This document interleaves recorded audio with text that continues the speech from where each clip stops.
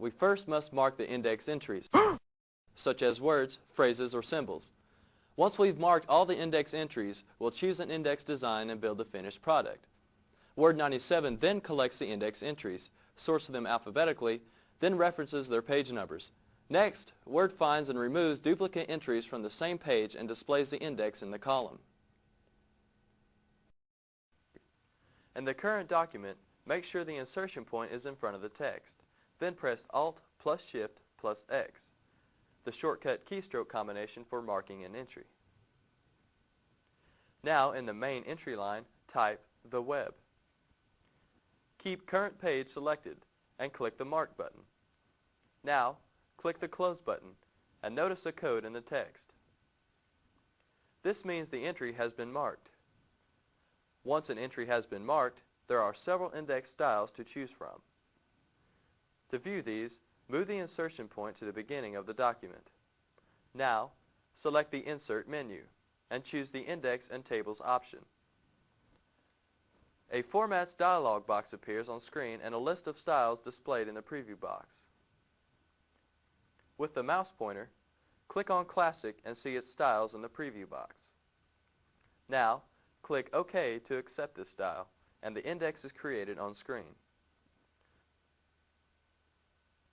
The reason it's been indexed starting with the letter T is because the word the starts with a T. To create an index cross-reference, highlight Defining the Web. Then press Alt plus Shift plus X for Mark Entry. Now, in the option box, click the cross-reference option. In the option box, the word C is displayed in italics, indicating that it is automatically entered in the cross-reference text box.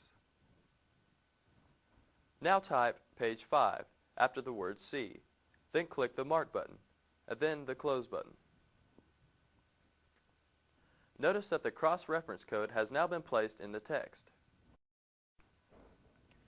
In order to create a table of contents, a heading style needs to be made. Highlight Chapter 1, What is the Web? And click the down arrow button in the Style box, located on the top of the screen and is the first box on the left. Choose Heading 1. Now, to choose a table of contents style, move the insertion point in front of Chapter 1, What is the Web? Select the Insert menu, then choose Index and Tables. Now, click on the Table of Contents. The tab's information appears on screen. In the dialog box is a list of the different formats and a preview. Select the Classic option and click on the OK button. A table of contents is now displayed on screen. At this point, click the File menu, then Close. At the Save Changes dialog box, click No.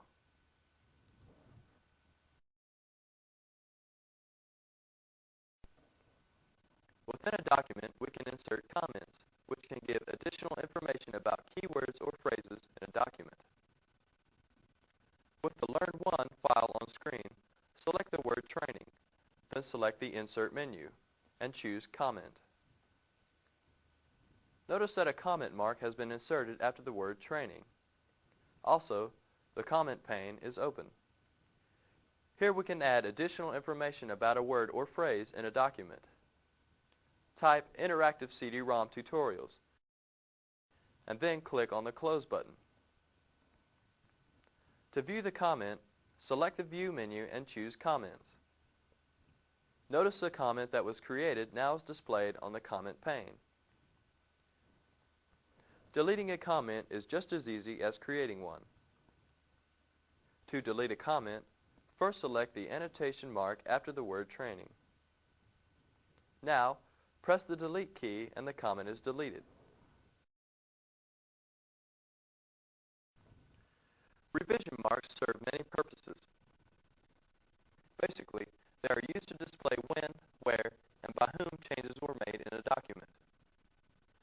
Word can display these revision marks in several different ways, such as striking through or underlining the text. To make revisions, select the Tools menu, then choose Track Changes and Highlight Changes. In the Highlight Changes box, click on Track Changes while editing, then click on the OK button.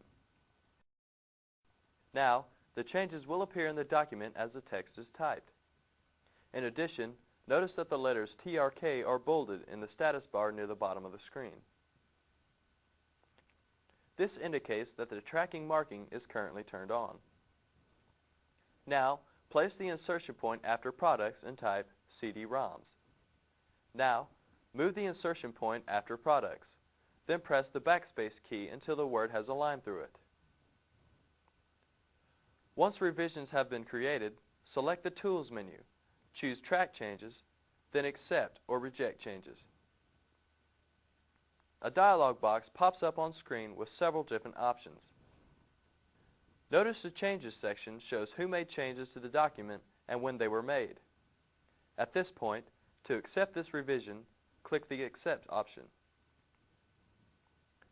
Notice that the word Products is deleted and the new word CD-ROMs is accepted as the revision. Now click on Close. Click the Close button to close the document, and click No at the Save Changes dialog box.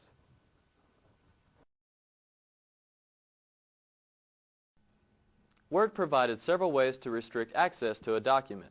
For instance, we can assign a password to open the document, which prevents unauthorized users from opening it.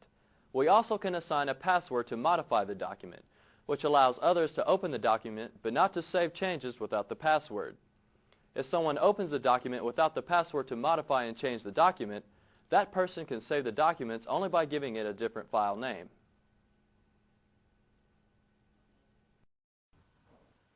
Let's learn how to require a password to modify a document. With the Learn One file on screen, select the File menu, then click Save As. In the Save As dialog box, click Options. Then in the Password to Modify box, type VIA as a password, then click OK. In the Re-enter Password to Modify box, type the password once more, then click OK. Click Save. At this point, the document can't be opened without the password. A document also can be opened as read-only. Select the File menu, then click Save As. Click Options, then select the Read-Only Recommended checkbox, and then click OK. At this point, click Save.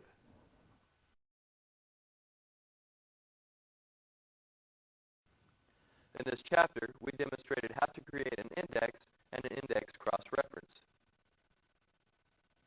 We also showed how to create a table of contents. We showed how to insert and view comments and how to track changes made to a document. Finally, we showed how to protect a document from changes by using a password.